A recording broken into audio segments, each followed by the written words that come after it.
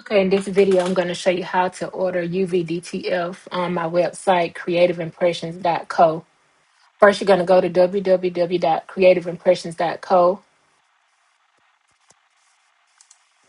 Then you're going to go to UV DTF. The quickest way is to go to upload individual UV DTF designs. You go to upload. You're going to use a transparent PNG file. The reason it's you want transparent, you don't want your prints to print with a white background or whatever color background, unless that's the look you're going for. If not, you want to use a transparent PNG. I'm using this file. Once I upload the file, when it gets to 100%, now I'm going to have to adjust the sizing and the amount I need. Okay, now it's up here. So you'll notice the DPI shows good.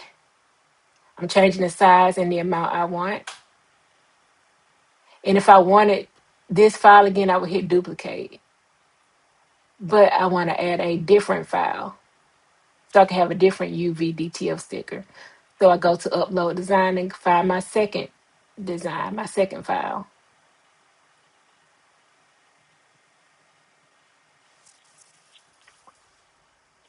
Keep in mind you want to look out for low DPI.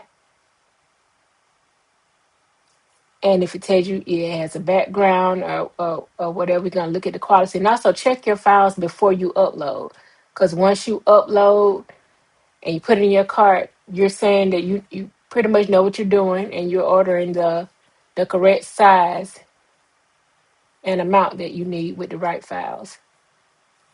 So you see the price at the top. So that is 2030 UVDTF, and that's about less than $5. And that's the end. Thank you.